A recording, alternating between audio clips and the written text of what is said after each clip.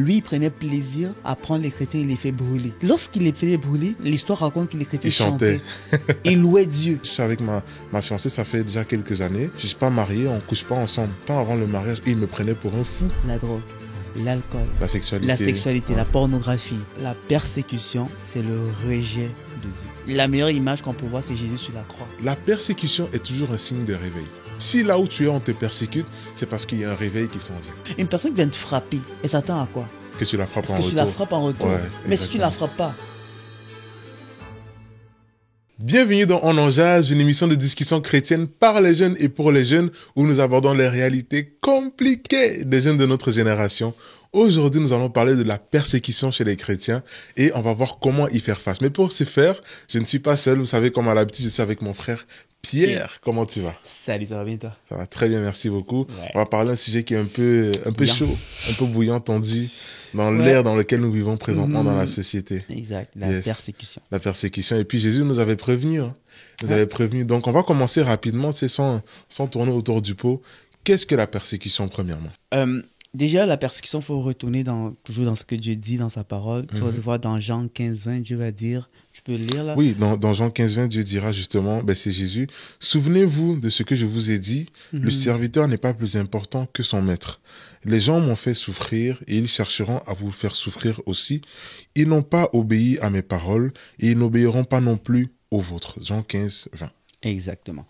Premièrement, la persécution, c'est le rejet de Dieu. C'est ça la persécution. Ouais. C'est le rejet de Dieu. Il a dit aussi, ils n'ont même pas obéi. Ils m'ont pas obéi. Exactement. Oui. Ils m'ont rejeté. Ils vont vous rejeter aussi. C'est d'abord le rejet de Dieu.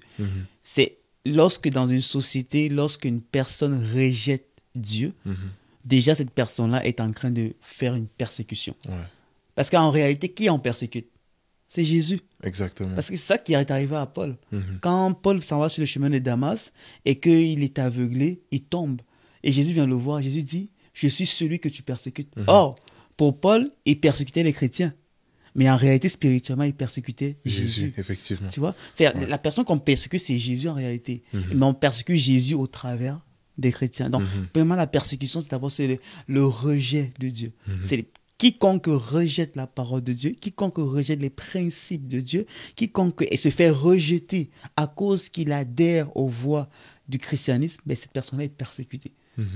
Donc, ça veut dire que ces personnes-là, on la rejette à cause qu'elle a juré allégeance. Et comment est-ce que ça se traduit dans notre monde actuel? Exactement. Premièrement, comment ça se traduit dans notre monde actuel? On vit dans une société, par exemple, prenons la société dans laquelle on est, une société qui est très libérale. On parle du libertinage. Allons-y terre à terre, on est chrétien, on est jeunes ici, on va parler des sujets qui sont terre à terre.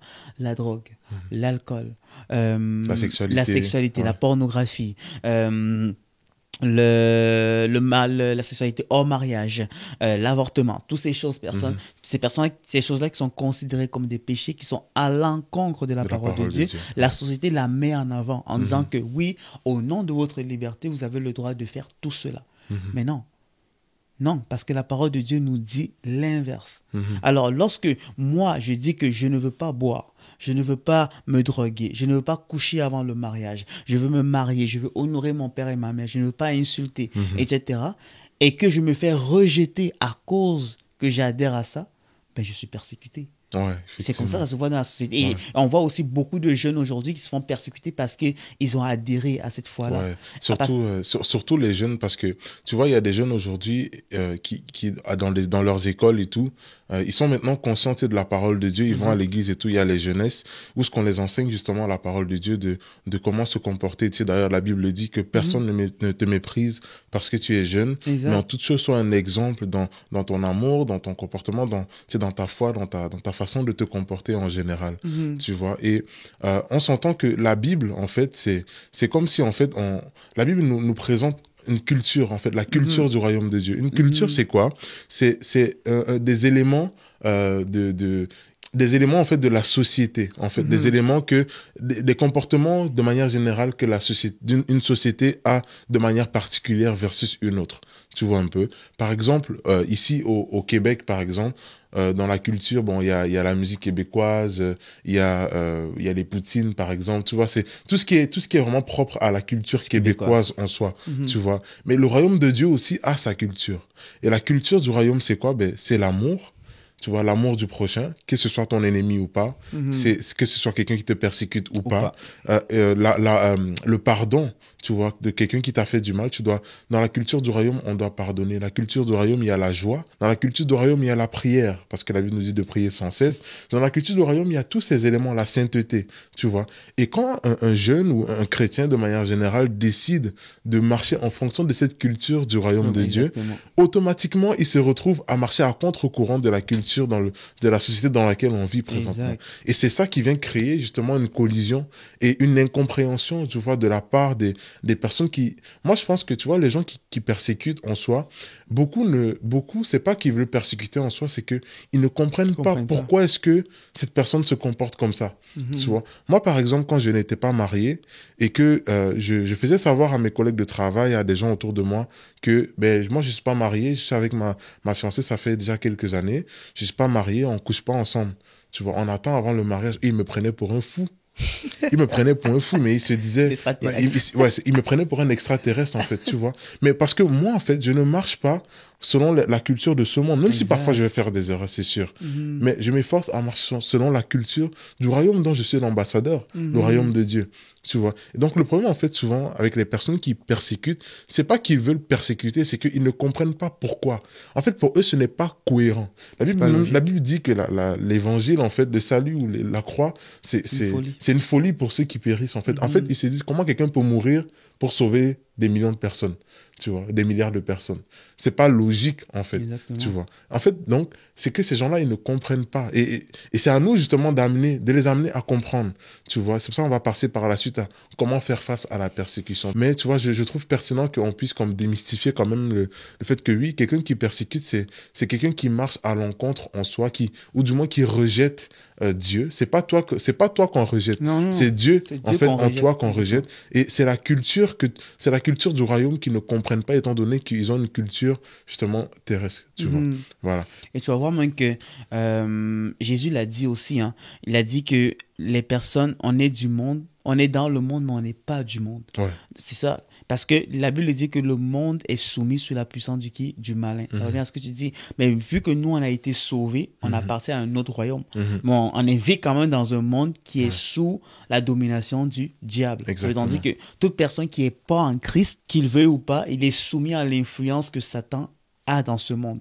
Et voilà pourquoi il y a cette collision-là, parce que est-ce qu'il peut avoir amour entre la lumière et les ténèbres? La Bible dit non. Exactement. Voilà pourquoi aussitôt qu'on appartient à Jésus, on devient directement dérangeant, parce qu'on vit dans un monde qui est soumis sous la puissance du malin. Alors, là, il y a cette incompréhension-là que tu disais, c'est que les personnes ne vont pas comprendre qu'est-ce qu'on fait parce qu'ils sont aveuglés, parce qu'ils vivent dans un monde qui est soumis aux mœurs du diable. Ouais, exactement. Et puis moi, ça me fait penser, tu vois, l'histoire de la persécution en soi, ça me fait penser directement à l'apôtre Paul, comme on a vu tout à l'heure, tu vois. Paul, lui-même, il pensait, c'est pas qu'il n'aimait pas Dieu, Paul. Hein. Paul aimait beaucoup Dieu, tu vois. Et c'était même, il avait fait l'école, j'allais dire l'école biblique, mais en soi, il a fait l'école des rabbins, tout ça. Fait que lui, il était un connaisseur de la parole de Dieu, c'est ce qu'on veut dire, tu vois. Et c'est même sous l'autorité des pharisiens et tout ça, des grands prêtres juifs que il faisait la persécution en fait aux chrétiens. Et quand il persécutait les chrétiens, lui il pensait bien faire. En fait, ça revient à ce que je disais tout à l'heure. C'est pas que quand les gens persécutent, c'est pas trop qu'ils veulent persécuter, c'est que en fait ils comprennent pas. Pourquoi est-ce que Paul ne comprenait pas pourquoi est-ce qu'il y a des gens qui disent servir un Dieu, qui vivent en communauté, mais qui prêchent comme une hérésie. En fait, pour Paul, c'était une hérésie, en fait. Pourtant, c'est la réalité. Il n'avait pas encore totalement compris la révélation de la parole de Dieu parce que l'Esprit de Dieu ne l'avait pas encore touché, tu vois. Jusqu'au jour où, justement, il a fait la rencontre avec Dieu. Et qu'est-ce qui se passe? Moi, l'image qui est là, c'est très important. Pour moi, c'est très, très parlant, en fait. Parce que quand Paul, sur le chemin de Damas, il rencontre Jésus, il est ébloui. Exactement. Il devient aveugle. Qu'est-ce qui se passe? Donc, il devient aveugle. Et puis, Jésus lui dit, mais Paul, pourquoi ça, c'est pas Paul à cette époque-là, bon, c'est Saul, pourquoi est-ce que tu me persécutes, tu vois? Et Jésus va lui donner une instruction, je pense qu'il va partir justement à Damas, et puis Jésus va donner une instruction à un des disciples qui va aller pour rendre la vue à Paul. Pourquoi? Parce que Paul avait des écailles, c'est-à-dire, c'est comme il était devenu aveugle, et quand ce disciple a prié pour lui, ben, les écailles sont tombées. C'est là qu'il a commencé à voir, à comprendre que, ah ouais, en fait, tout ce que je faisais depuis là, c'était moi qui me trompais, en fait. Tu vois, c'était moi qui étais sur le mauvais chemin, mais je pensais bien faire. Et moi, je pense aussi des fois que ceux qui persécutent aujourd'hui, je pense que des fois, ils pensent bien faire, juste qu'ils ne comprennent pas que, effectivement, ben, le royaume de Dieu a une culture différente du royaume du monde, tu vois. Maintenant, comment est-ce que, en tant que chrétien, on peut vivre de la persécution partout, que ce soit à l'école, que ce soit au travail, que ce soit au sein même de nos familles aussi, parce qu'il y a des personnes qui vivent dans des familles, ils sont chrétiennes, et alors que la famille ne partage pas la même foi que eux. Comment est-ce qu'un jeune ou un chrétien qui est persécuté peut faire face à cette persécution d'après toi? C'est moi la première chose, je dirais, il y a une parole qui m'est venue à cœur, l'amour triomphe du jugement. Ouais. C'est la première des choses. Jésus dira que lorsque tu fais du bien à une personne qui te fait du mal, c'est comme des charbons ardents que tu mets sur sa tête. Ouais. Okay? Ça veut dire que la meilleure façon que tu as de répondre à la personne qui te fait du mal, c'est en l'aimant. C'est bizarre à dire, hein, mais c'est vrai. La meilleure image qu'on peut voir, c'est Jésus sur la croix, les bras ouverts. Devant les personnes qui l'ont cloué, qui l'ont tué, qui ont tout fait, il a dit, Père, pardonne-leur, car ils ne savent pas ce qu'ils font. Ça revient à ce que tu disais, ils ne savent pas ce qu'ils font. Ils pensaient bien faire. Eux, ils pensaient tuer une personne qui se rebellait contre le pouvoir en place. Or, la réalité, c'était que la personne qui tuait était la personne qui allait leur sauver. Tu vois? Et Jésus, conscient de ça, à la croix, il aurait pu dire, ben, Seigneur, rendu-là, moi, j'ai assez fait, ils sont incrédules, moi, je vais remonter au ciel. Non. Il savait que par sa mort, les mêmes personnes qui les persécutaient allaient leur donner, allait être sauvé, allait être préservé du péché, tu vois.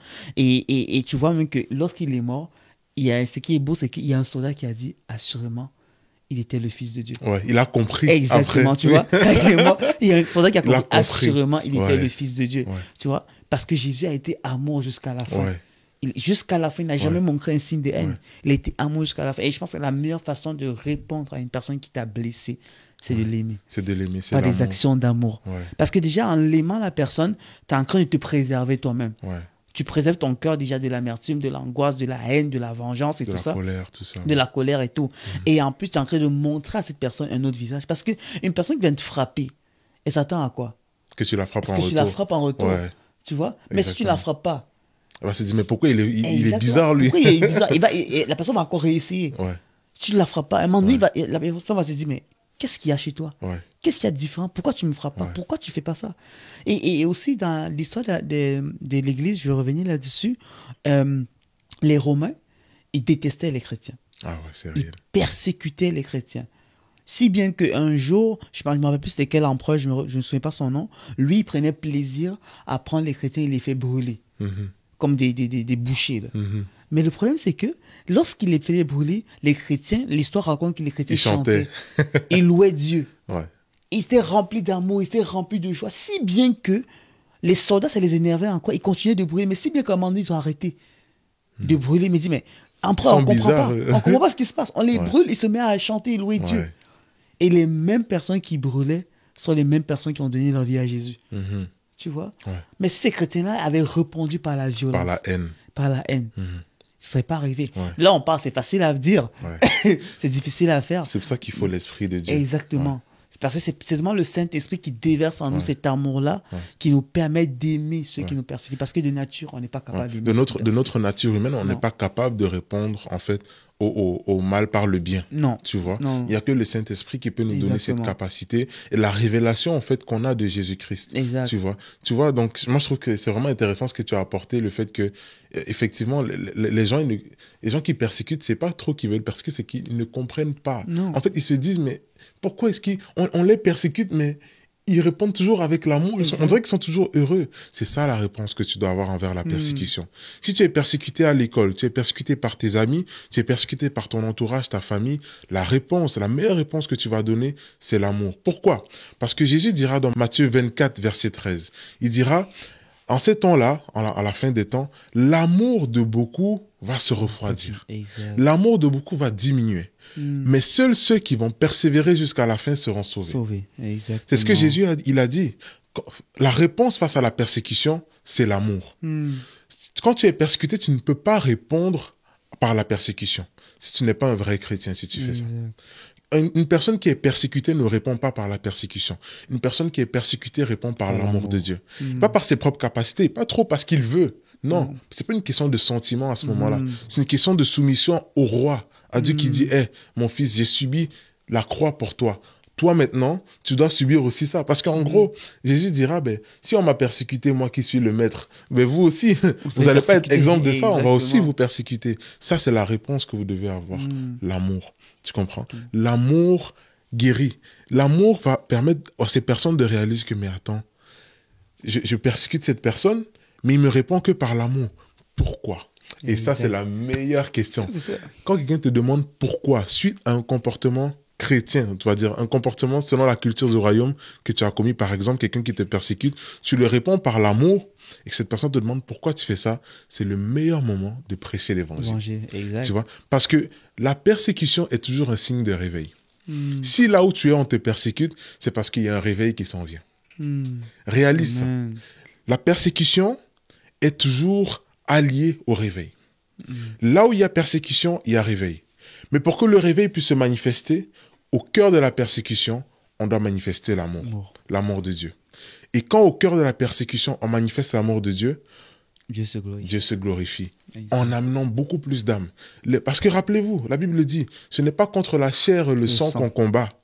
C'est contre les esprits, les principautés de ce monde. La personne qui te persécute, c'est pas cette personne qui te persécute, c'est ce qui l'inspire à le faire. C'est les principautés qui inspirent cette personne à le faire. De la même manière que toi, tu es animé par l'Esprit de Dieu pour propager l'amour de Christ, de la même manière, cette personne est animée par un mauvais esprit pour propager la haine et la persécution. Alors, si toi, tu réponds par l'amour à cela, l'amour est beaucoup plus fort que le mal. Amen. Et cette personne va être gagnée à Christ par la grâce de Dieu. Amen. On va parler comme ça pendant longtemps, mais yes, donc on va s'arrêter ici pour le moment. Et tu sais que bon, on ne s'arrête jamais sans terminer par notre minute prière. On va prier pour toi qui passes par ces persécutions et on va prier aussi pour nous en général. D'accord? Seigneur Jésus, je veux te rendre grâce, je veux te dire merci. Et je veux te prier pour mon frère et pour ma sœur qui passe par un temps de persécution, qui est rejeté à cause de sa foi, à cause de ses prises de position, à cause de son obéissance à ta parole. Je veux te demander, Seigneur, de la fortifier, Seigneur. Je veux te demander de renouveler ses forces et de la permettre de tenir bon. Comme nous l'avons dit dans cette vidéo, celui qui persévérera jusqu'à la fin, dit ta parole, sera sauvé. Alors je veux te demander de donner la force de persévérer, Seigneur Jésus. Et à nous tous, Père éternel, parce que tu as dit dans ta parole est claire, nous serons persécutés comme toi le Maître, tu l'as été. Alors donne-nous la force à nous-mêmes lorsque nous allons passer par des temps de persécution, Seigneur.